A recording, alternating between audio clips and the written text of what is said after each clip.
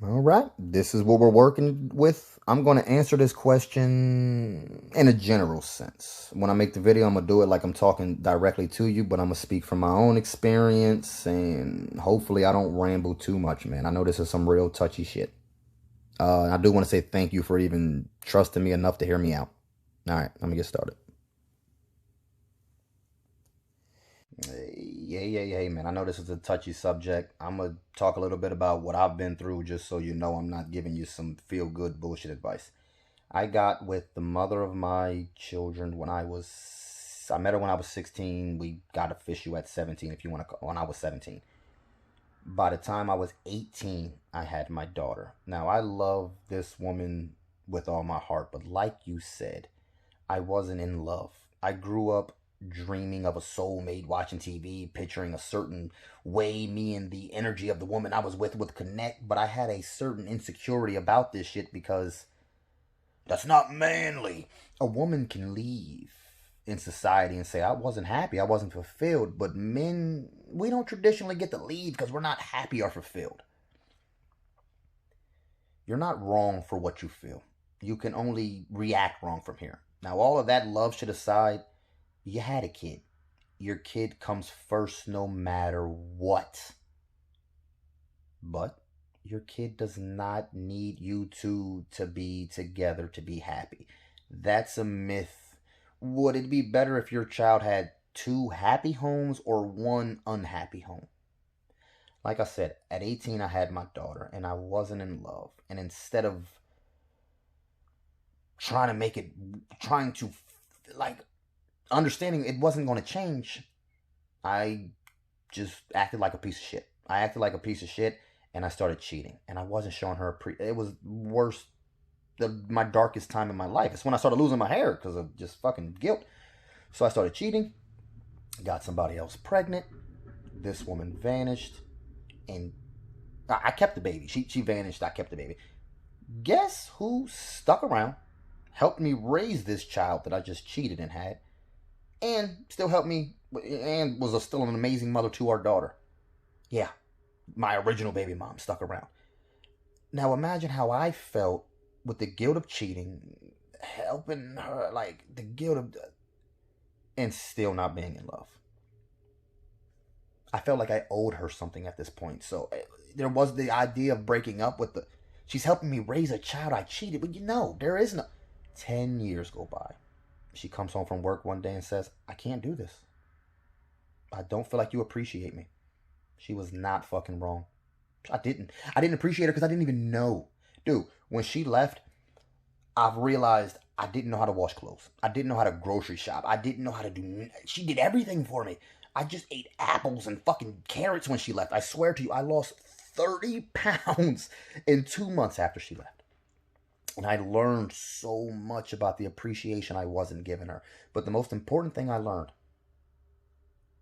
it was possible to do it separately.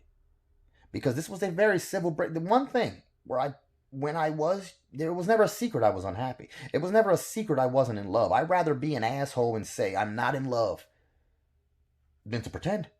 That's how I saw it growing. I was an asshole teenager. I'm calming down as I get older. But I said it all the time. I'm not in love. We're together for the kids.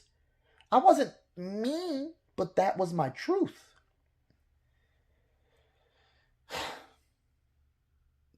When she left me, I learned so much. But like I said, the most importantly, our kids didn't suffer.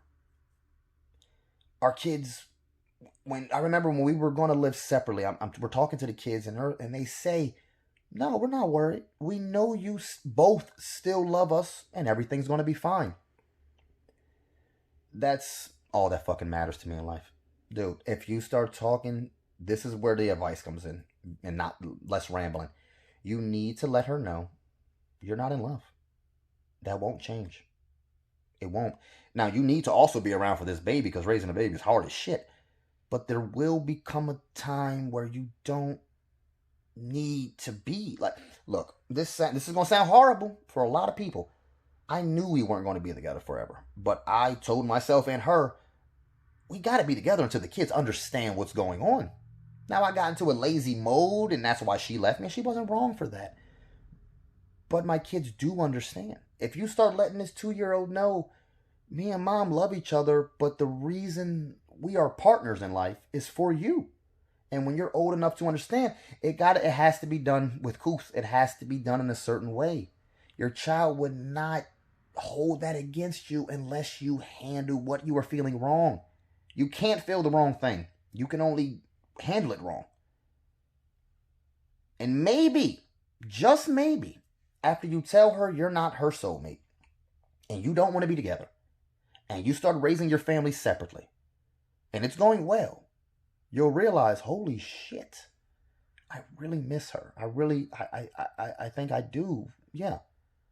No matter what, it'll be real. You need to keep it real. Don't blame your child. Don't stay together for your child.